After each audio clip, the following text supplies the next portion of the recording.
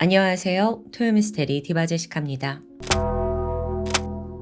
2014년 6월 29일 이날 캐나다 엘버타주 캘거리에 있는 한 집에서는 가라지 세일이 열리고 있었습니다.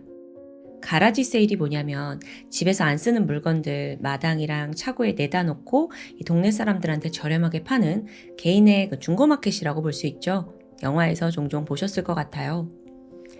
집주인은 66세의 엘빈 리크네스 그리고 53세의 캐서린 리크네스 이 부부였습니다. 이 두 사람이 30년 전에 엘빈이 한 석유회사에서 일할 때 만났고요. 지금껏 30년 넘게 가정 잘 지켜오면서 잘 살고 있죠.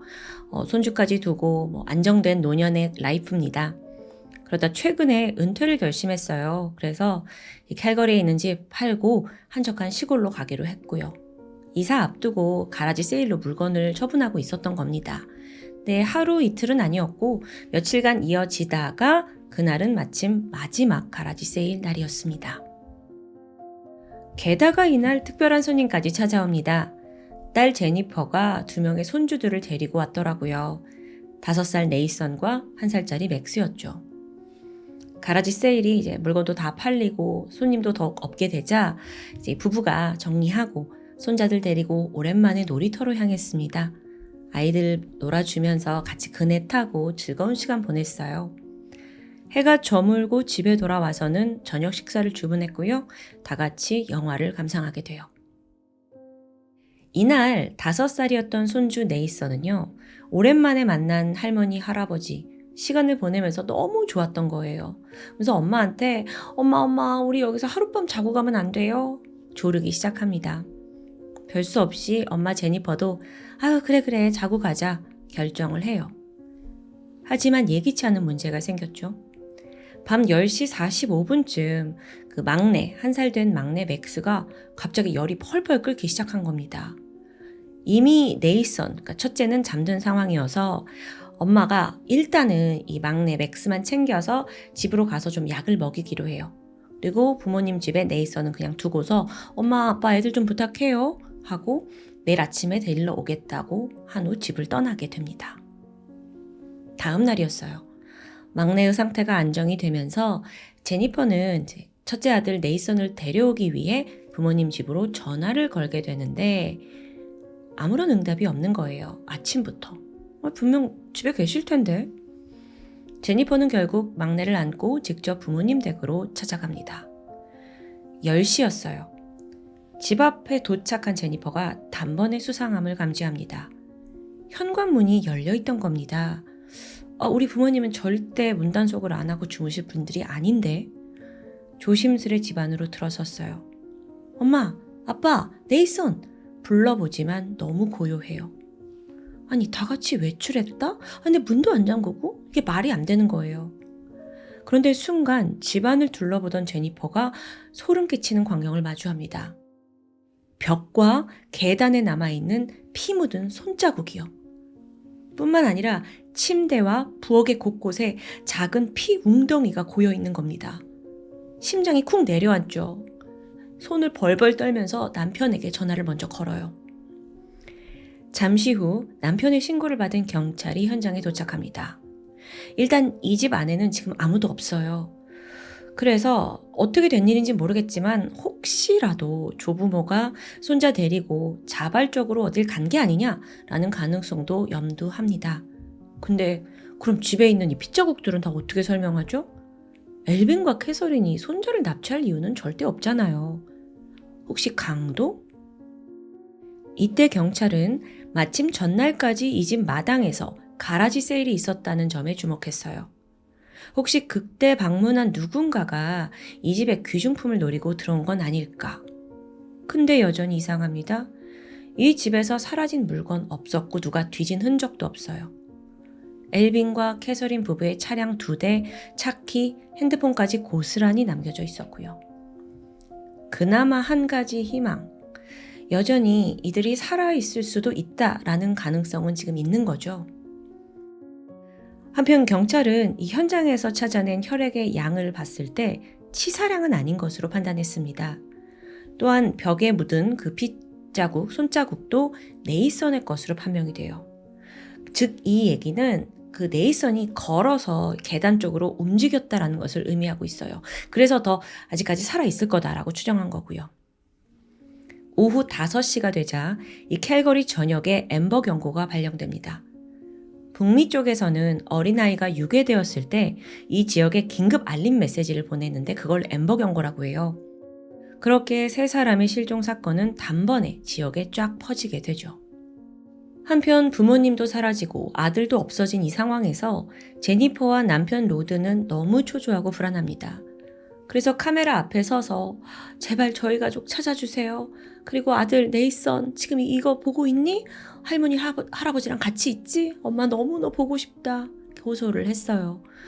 이 인터뷰가 캐나다 국민의 마음을 울렸죠.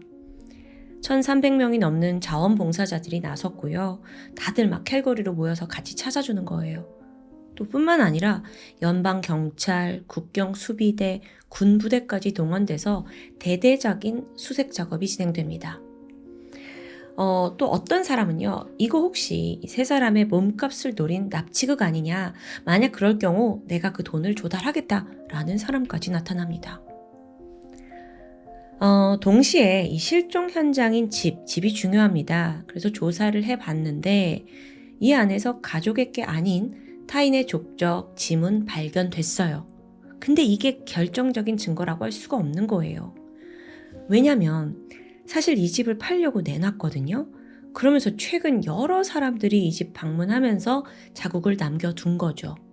게다가 가라지 세일까지 겹치면서 주말 동안 이 집을 방문한 사람의 수만 200여 명으로 추산됩니다. 이들 중에 무작정 범인이 있다고 보긴 힘든 상황이었어요. 경찰은 일단 75명의 신원을 파악했고 또 나머지 경찰들은 그 3사람의 행방을 찾는 데 주력하고 있었습니다. 그러다가 실종으로부터 이틀이 지난 7월 1일입니다. 경비행기 한 대가 아침 9시 30분쯤 캘거리 근교의 에어드리 지역을 굉장히 낮게 날고 있었습니다. 왜 그랬냐면 이 비행기가 지도를 제작하는 회사의 소속이었어요. 그러니까 상공에서 이 지역을 촬영해서 매핑, 지도화하는 작업을 하던 중이었던 거예요. 그러면서 비행기는 3초 간격으로 사진을 촬영하고 있었거든요. 근데 나중에 보니까 이 사진 하나에 아주 기묘한 장면이 포착되어 있더라고요. 잔디밭 위에 성인 2명과 어린아이 1명이 그냥 누워 있습니다. 근데 이게 왜 이상했냐? 3사람이 알몸이었고요. 그 허리 쪽에 하얀 천이 감겨져 있어요. 그래서 이 사진을 확인한 관계자가 즉각 신고를 했죠. 얼마 후 경찰이 이 장소로 출동합니다. 근데 이상해요. 시간이 이제 좀 지나서 그랬는지 막상 갔더니 아무것도 나오질 않는 겁니다. 그러다 경찰은 인근에 있는 한 농장에 주목합니다. 가까운 위치 때문인 것도 있지만 사실 수상한 게 더 있었어요. 그 농장 옆에 초록색 트럭 한 대가 서 있었거든요. 근데 이걸 본 수사관 한 명이 저 트럭이요. 그 실종 사건 당일에 피해자네 집 도로 CCTV에서 지나가던데? 최소한 이거 같은 모델입니다. 라고 말을 한 거예요. 굉장히 예리하죠. 즉각 경찰은 차량 번호판을 조회했습니다. 근데 이상하게 차주가 나오질 않더라고요. 이게 가능한지 모르겠는데 어쨌든 시스템이 잘못됐는지 차주가 안 떠. 그래서 경찰이 급한 마음에 이걸 이제 공개를 하고 제보를 기다리게 됩니다. 또 얼마 안 가서 이 트럭을 알아본 사람이 나타나요. 패티 갈랜드라는 남성이었는데 그가 이렇게 말했죠. 그 초록색 트럭 그 저희 아버지 차예요. 아버지는 57세의 더글라스 갈랜드였습니다. 자, 이 사건 이제부터 정말 복잡해지기 시작하는데 알고 보니 이 더글라스의 정체가 엄청난 반전입니다. 그는 실종된 엘빈, 캐서린 부부와 사돈 관계예요. 정확하게는요, 사실 이 부부에게는 알렌이라는 아들이 있습니다. 이게 남편 엘빈이 전 부인과의 사이에서 낳은 아들이에요. 그 아들이 성장을 해서 결혼을 했거든요. 근데 그 결혼한 여자의 남동생이 더글라스인 겁니다. 이게 어려우시다면 어쨌든 사돈 관계라는 것만 기억하시면 돼요. 그런데 여기서 더 중요한 건 사실 엘빈과 이 자기 며느리의 남동생인 더글라스, 이 사돈 간의 사이가 그닥 좋지 않았습니다. 두 사람한테 무슨 접점이 있었나 싶은데 이 사건이 있기 7년 전에 엘빈이 석유회사에서 일했다고 했잖아요. 자기가 그 경력을 살려서 직접 탐사 작업을 진행한 적이 있었어요. 그 과정에서 펌프 배선 작업이 필요했고 이때 쉬고 있는 아들 알렌, 그다음에 알렌의 처남 더글라스, 야 너네 할 일 없냐? 나 좀 도와줘 하고 고용하게 됩니다. 중요한 펌프 배선의 디자인은 엘빈이 완성을 해둔 상황이었죠. 그러니까 아들하고 사돈은 그냥 와서 돕기만 하면 되는 거예요. 근데 막상 이 펌프를 가지고 특허 출원을 하려고 할 때 갈등이 생깁니다. 이거 디자인 엘빈이 했다고 했잖아요. 그러니까 자기 이름으로 특허 출원하려고 했죠? 근데 이때 더글라스가 나서더니 아니 그거 제가 일을 돕는 과정에서 디자인 약간 그 제 의견 따라서 변경하셨잖아요. 그러니까 제 이름도 그 특허에 넣어주세요. 라고 요구를 하는 거예요. 끝내 이게 지독한 법정 싸움으로 이어집니다. 근데 결론적으로는 엘빈이 승리했죠. 특허 출원을 했는데 근데 또 이게 그렇게 무슨 돈을 엄청 많이 번 건 아니래요. 어쨌든 이 사건 이후에 더글라스는 엘빈에게 악감정이 생깁니다. 그래서 평소에도 되게 미워했어요. 엘빈 이야기만 나오면 내가 그 영감탱이 언젠간 죽여버릴 거야! 이렇게 분노를 가감없이 표출한 적이 많았죠. 여기까지 파악한 경찰이 더글라스한테 지금 충분히 범행 동기가 있는 거잖아요. 그래서 그를 용의자로 지목한 채 수사를 이어갑니다. 근데 지금 검거할 수는 없어요. 왜냐면 세 사람이 사라진 상황이고 시신이 나온 것도 아니고 어떻게 했다는 근거는 없으니까요. 그래서 일단 더글라스의 농장을 중심으로 수색을 하는데요. 그게 무려 15일간이 걸렸습니다. 즉 아무리 수색을 해도 별다른 게 나오질 않아요. 분명 그 풀밭에 누워있는 3명 그 사진은 있는데 이거 어떻게 연관시켜야 되지? 답답해하던 그때입니다. 7월 5일 이날도 경찰들이 더글라스 농장에 갑자기 도착하게 되는데 보니까 앞마당에 뭔가 활활 타고 있어요. 정확하게는 드럼통 안에 있는 무언가를 태우고 있었죠. 게다가 주변에는 수상한 핏자국까지 나 있습니다. 경찰은 직감적으로 그 안에 시신이 있다는 걸 알아차렸고 빠르게 불을 꺼서 확인하는데 이미 너무 많이 타버렸어요. 그나마 타다 남은 뼈 조각, 치아 몇 개가 발견됐죠. 불에 타담한 살점과 또 옷감도 보입니다. 이 중에서 특히나 2개의 치아가 유난히 작더라고요. 어린아이 것으로 보였습니다. 그때부터 대대적인 농장 수색이 또 시작돼요. 그러자 이제 본격적으로 한 거잖아요. 그전에는 그냥 은밀하게만 했었다면 무려 1,400개 이상의 증거들이 쏟아집니다. 결정적으로 범행에 사용된 수갑, 곤봉, 칼, 흉기 나오고요. 심지어 수갑은 어린아이용도 있어요. 또 납치할 때 사용한 것으로 보이는 대형 가방도 발견됐고요. 마지막으로 농장의 지하실을 수색하던 중 경찰은 천장에 숨겨져 있는 문제의 하드디스크를 찾아냅니다. 그걸 열어보니까 옷이 벗겨진 채 모진 고문을 당하고 있는 엘빈 부부의 모습이 담겨져 있었습니다. 그리고 더 엽기적인 건 두 사람이 알몸에 성인 기저귀를 차고 있었더라고요. 그러니까 아까 항공기가 찍은 사진에서 흰색 천이 허리에 있었다고 했잖아요. 그게 기저귀였던 거예요. 농장에서 발견된 톱, 칼, 그리고 또 그 정육점에서 고기 걸어둘 때 이렇게 갈고리 쓰잖아요.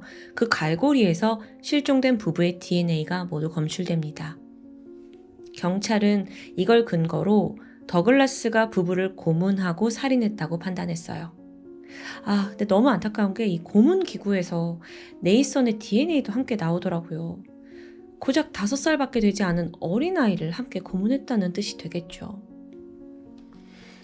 7월 14일 경찰은 드디어 정식으로 더글라스를 체포하기 위해 총출동합니다.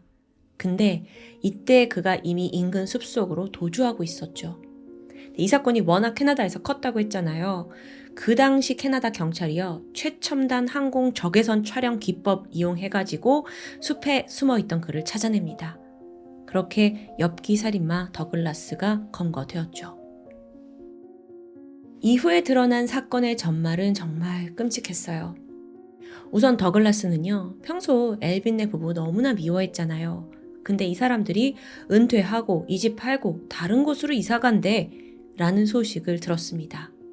그때 내가 저 부부를 그냥 순순히 떠나게 둘 순 없지 라고 마음먹었어요. 그때부터 미친 듯이 검색을 시작하는데 사람 죽이는 방법, 뇌진탕을 일으키는 방법, 고통스러운 고문, 시신을 처리하는 방법. 그러니까 인터넷 검색 기록에 이게 다 남아있는 겁니다. 게다가 꽤 오랫동안 이 범행을 준비했는지 집 안에서 살인에 관련된 서적이 상당수 꽂혀 있었습니다. 사건 당일이에요. 더글라스는 지난 며칠간 가라지 세일이 진행되고 있다는 걸 알고 있었고 계속 타이밍을 엿보고 있었습니다. 근데 마침 가라지 세일 마지막 날인데 또 딸 제니퍼가 방문을 했더라고요. 어쩌나 싶었는데 그의 입장에서는 운 좋게도 밤 10시 반쯤에 딸이 떠나요. 막내 아들 데리고. 이때가 기회라고 생각한 거죠. 늦은 밤 그는 보조 현관문을 따고 부부네 집 안으로 들어갑니다. 가장 먼저 전화선과 인터넷 선을 끊어둬요. 그 시각에 할아버지 엘빈은 안방에서 이미 곤히 잠들어 있었고요. 할머니 캐서린은 손주와 함께 옆방에서 잠을 청하고 있었습니다. 더글라스가 가장 먼저 향한 곳은 안방이에요. 준비해온 몽둥이로 엘빈의 머리를 수차례 내리쳤고 그를 기절시킵니다. 동시에 옆방에 있던 캐서린도 지금 난동이 난 걸 감지했어요. 근데 무슨 일이 있어도 지금 내 품 안에 있는 손주를 지켜야 한다라고 생각하게 되죠. 더글라스가 이 방으로 들어와서 공격하려 하는데 아이 지키려고 막 맞섰지만 무자비한 폭력에 그녀 또한 쓰러지고 맙니다. 네이선도 5살밖에 되지 않았지만 상황 파악하고 막 혼자서라도 도망가려고 하는데 바로 붙잡혀 버렸고요. 더글라스는 아이도 몽둥이로 가격합니다. 그렇게 집안 곳곳에 그들의 피가 남게 된 거죠. 이후 범인은 세 사람을 준비해온 대형 가방에 담아서 자신의 트럭에 싣고 농장으로 향했습니다.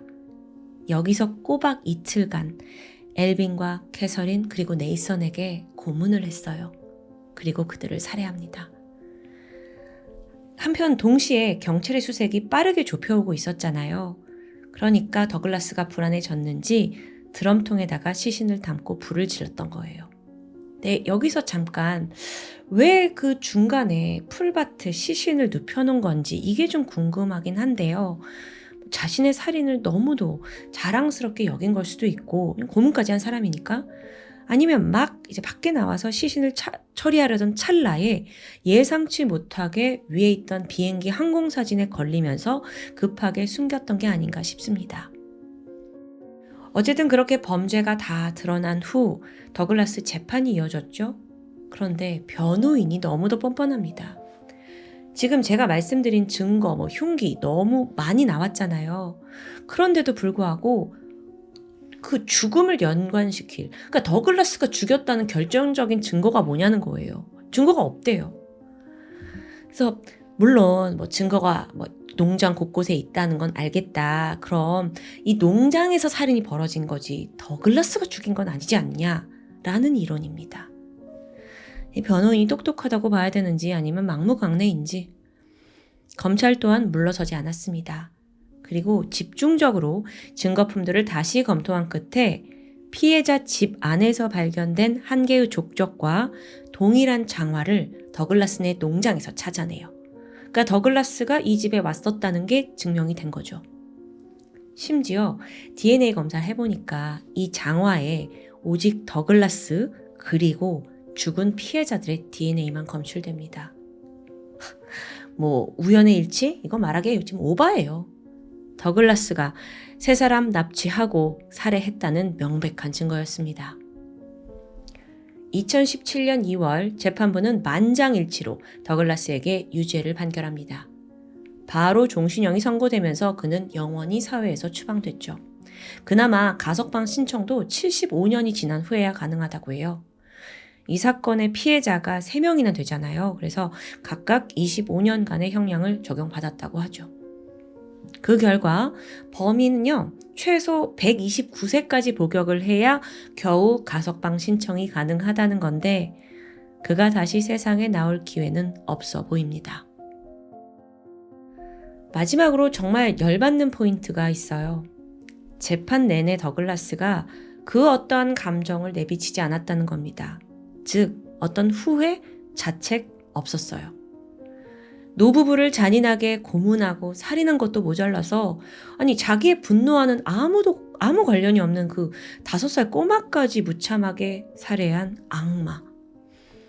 참고로 앞서 실종 사건 당시에 이 사건이 이제 캐나다 전역에 빠르게 알려졌다고 했잖아요. 그래서 범인 더글라스가 교도소에 갇히자마자 수감자들이 나서서 그를 단체로 폭행했다고 전해집니다. 워낙 죄질이 나쁘다 보니까 다른 죄수들조차 분노를 느낀 거예요. 참 폭행이 안 좋은 거긴 한데 어딘가 좀 사이다 같은 심정이 느껴지는 것 같네요. 게다가 이 수감 생활을 하는 내내 그는 지속적인 괴롭힘에 시달리고 있다고 하는데 이런 걸 자업자득이라고 하는 거겠죠? 한편 제니퍼는요. 하루아침에 자신의 부모 2분에다가 또 소중한 첫째 아들까지 잃게 되면서 삶이 무너지고 맙니다. 아무리 범인이 잡혔더라도 그리고 더글라스가 감옥에서 뭐 어떤 심한 폭행을 받는다 하더라도 제니퍼의 고통을 덜어줄 수는 없겠죠. 그 무엇도 되돌릴 수 없으니까요. 그녀가 겪었을 아픔을 크게 공감합니다. 지금까지 토요미스테리 디바제시카였습니다. 안녕하세요. 토요미스테리 디바제시카입니다. 1988년 11월 캘리포니아주 세크라멘토에서 사회복지사로 일하며 취약층을 돌보던 주디. 어느 날 자신이 관리하던 노숙자 한 명이 돌연 사라졌다는 전화를 받으면서 상상도 할 수 없던 희대의 사건 내막을 밝히게 됩니다. 사라진 사람은 51세의 버트 몬토야. 정신질환을 앓고 거리를 떠돌던 노숙자였습니다. 그래도 다행인 건 몇 달 전에 주디의 도움으로 하숙집을 얻게 되는데 하숙비는 나라에서 나오는 보조금으로 충당되고 있었죠. 드디어 안정된 삶을 꾸려나가는 듯 했던 버트가 갑자기 사라졌다는 소식에 주디는 당황했습니다. 그리고 일단 경찰에 실종 사실을 알리게 되죠. 11월 11일 이 신고를 받은 존 카브렐라 형사는 버트의 최근 주소지를 찾아 나섰습니다. 거긴 세크라멘토 다운타운 F 스트리트 1426번지. 여기가 그가 얼마 전까지 머물던 하숙집이었죠. 문을 두드리자 곱게 차려입은 주인 할머니가 맞이했는데 백발에 큰 안경을 쓰고 있었고 좀 오래된 듯한 레트로 꽃무늬 원피스를 입은 아주 푸근한 인상의 할머니였습니다. 그녀의 이름은 도러시아 푸엔테. 사실 그녀는 이 지역사회에서 꽤나 유명한 인물입니다. 사비로 자기의 집을 개조해서 노숙자 쉼터를 운영을 하고 있었는데 평소에 되게 다루기 힘든 정신질환자나 알코올 중독자들도 스스럼 없이 받아줬죠. 뿐만 아니라 주변 어려운 이웃들에게 정기적으로 음식을 나눠주면서 자선 모임에도 빠지지 않고 나가시고 정말 동네에서 천사로 유명합니다. 사회복지사 주디가 버트한테 그녀 집을 소개한 것도 익히 도러시아의 선행을 잘 알고 있었기 때문이었죠. 아니 그럼 버트는 왜 이 안락한 집을 뛰쳐나간 걸까요? 일단 형사 존은 간단한 조사를 위해서 내부를 좀 살펴보겠다고 양해를 구했고 도러시아는 흔쾌히 수락했습니다. 딱히 이상한 점은 없었어요. 다만 주방에 걸려있는 달력에 며칠에 이렇게 동그라미가 쳐져 있고 그 밑에는 버트가 떠남이라는 메모가 남겨져 있었죠.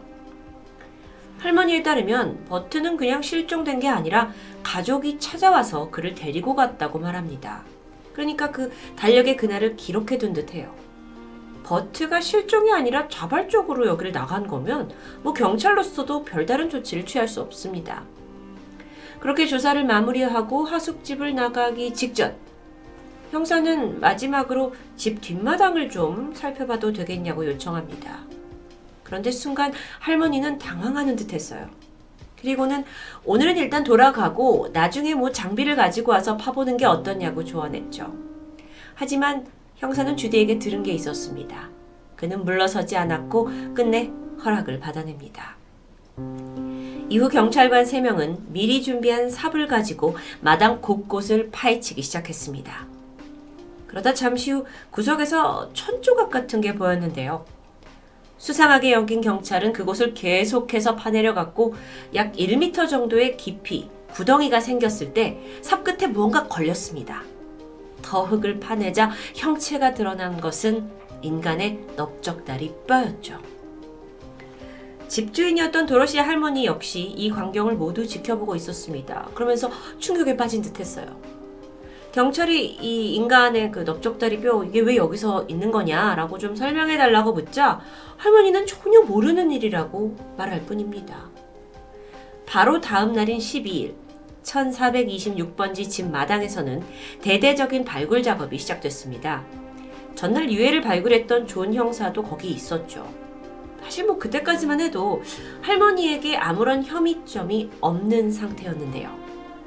집안에 있던 할머니가 문득 형사한테 오더니 지금 이 상황이 너무 불편하다. 이 수색이 좀 진행되는 동안 근처 호텔에서 내가 커피 한 잔을 좀 마시고 있어도 되겠냐? 라고 물었고 존은 이걸 수락합니다.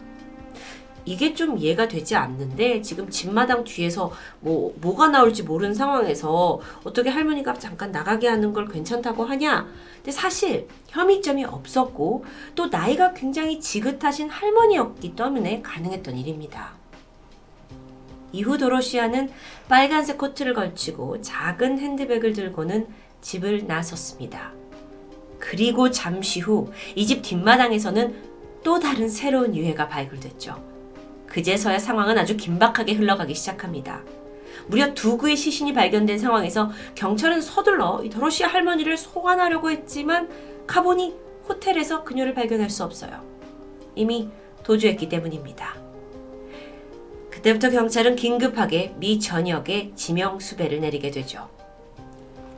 이후에 꼬박 3일간 발굴 작업이 이어졌습니다. 그 결과 뒷마당에서 총 7구의 시신이 발견돼요.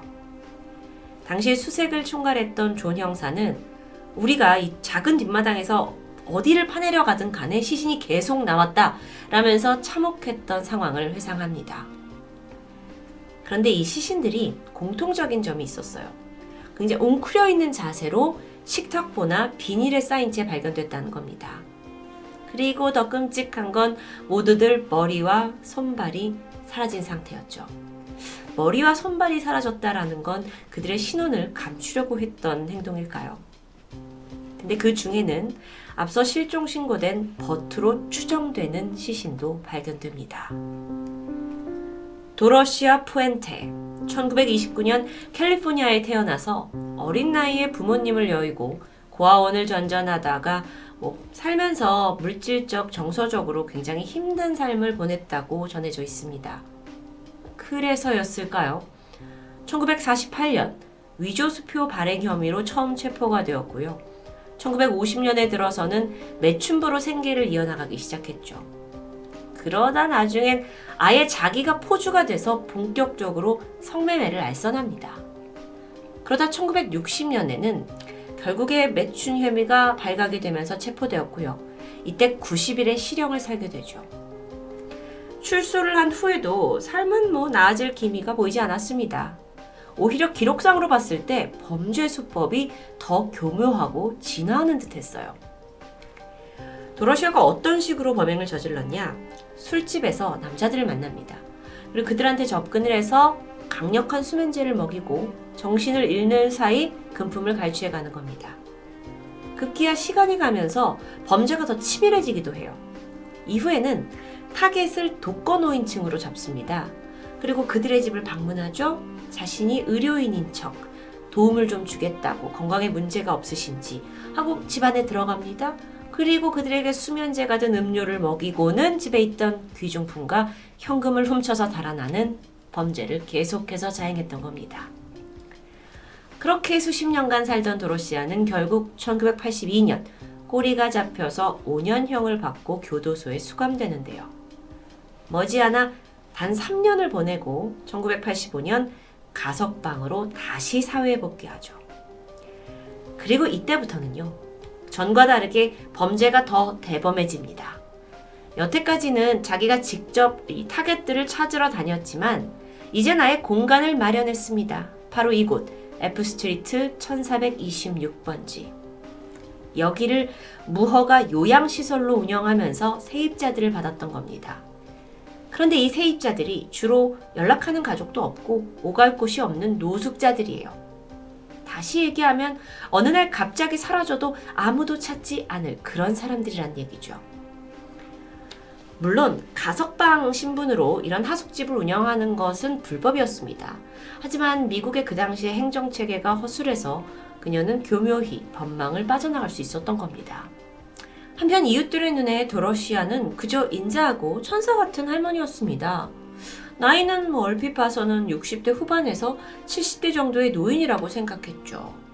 그런데 범행이 발각되고 경찰이 신원을 조사해 보니까 정작 나이는 59세에 불과했습니다.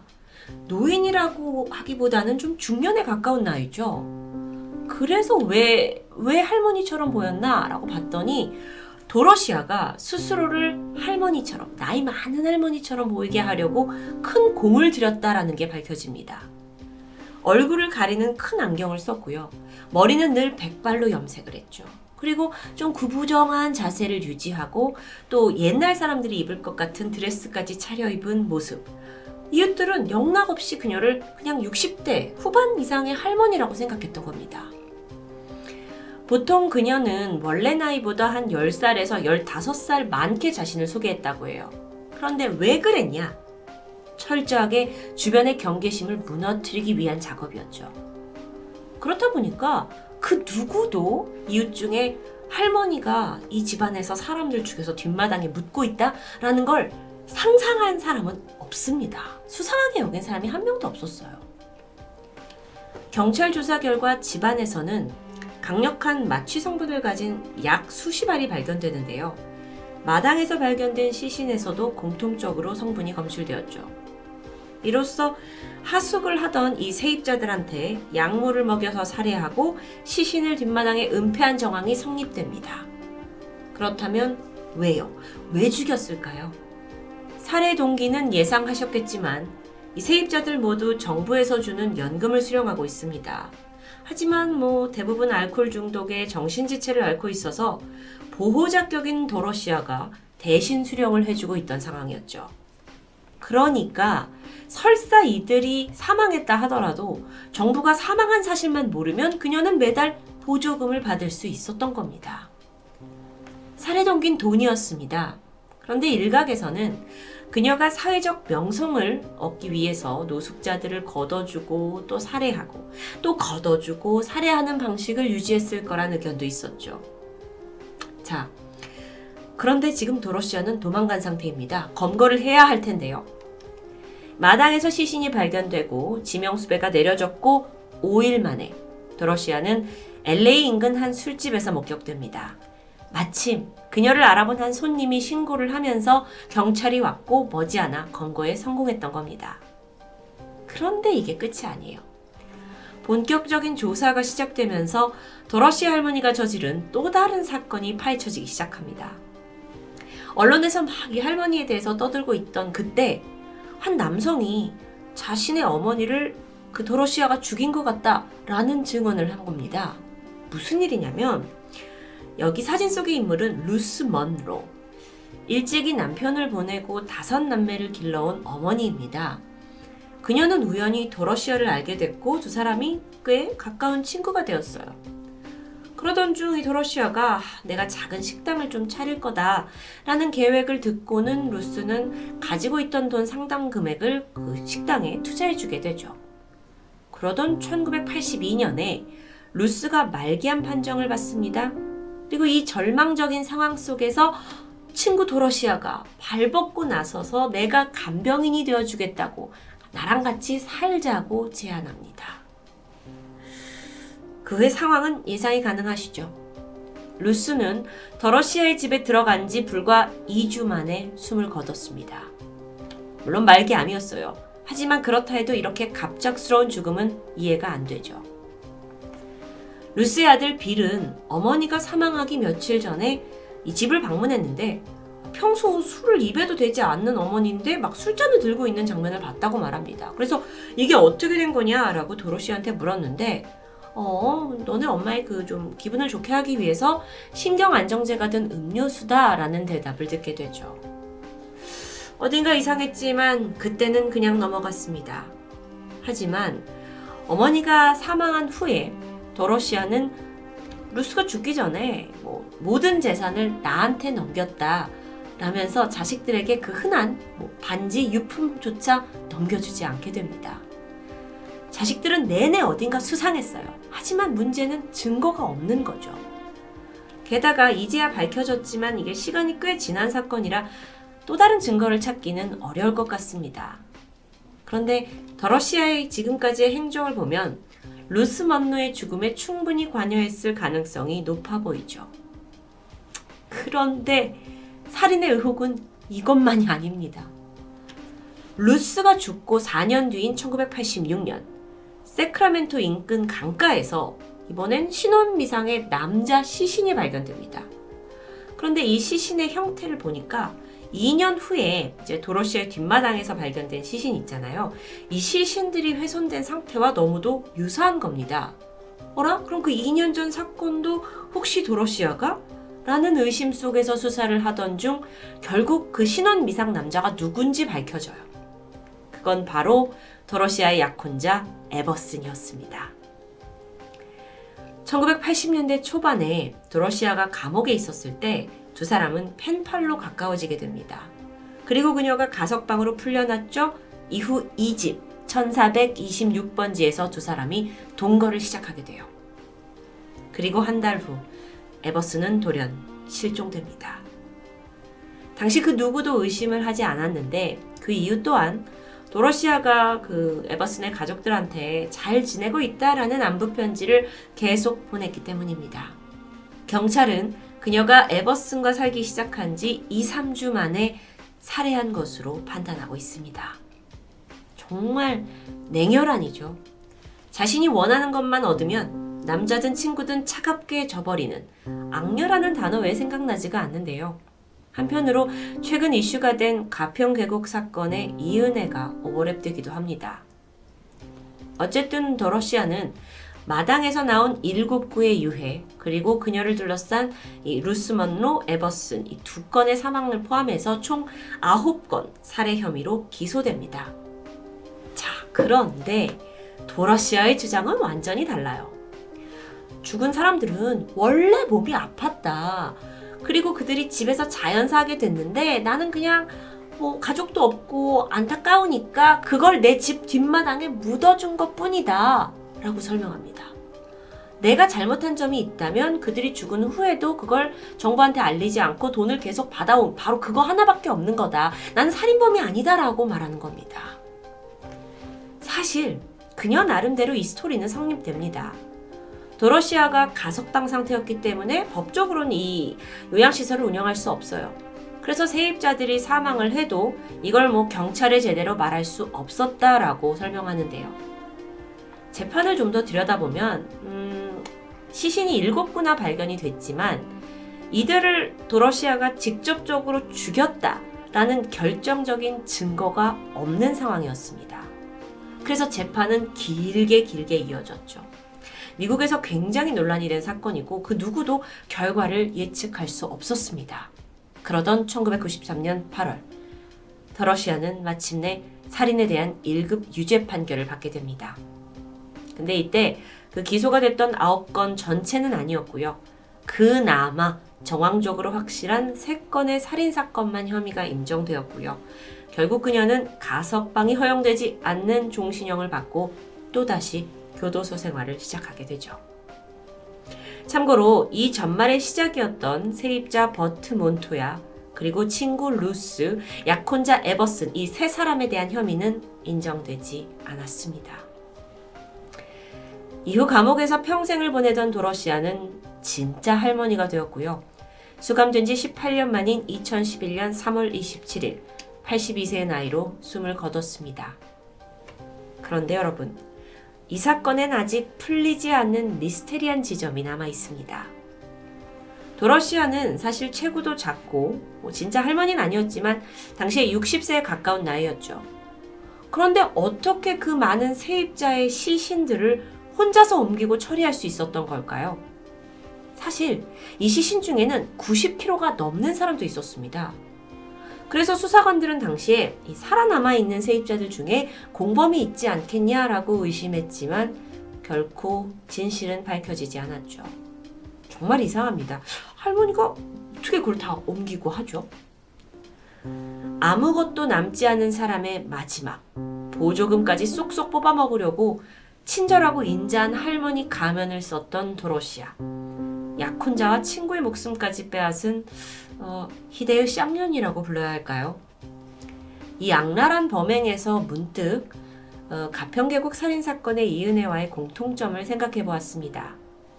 목적 앞에 살인은 전혀 문제가 되지 않는 사람. 마지막으로 흥미로운 사실 하나 더 이야기할까 합니다. 이 사건의 배경이 된 1426번지 집은요, 철거되지 않았습니다. 그리고 여전히 그 형태를 유지한 채 남아있는데 그런 끔찍한 사건이 난 곳인데 어떻게 그럴 수 있냐? 이 집이 지어진 지 100년이 넘어서 역사적인 가치가 인정되면서 유산으로 지정됐기 때문입니다. 하지만 실상은요, 역사의 유물이라기보단 도러시아의 잔혹 살인사로 앞으로도 기억되지 않을까요? 토요 미스테리 디바제시카입니다.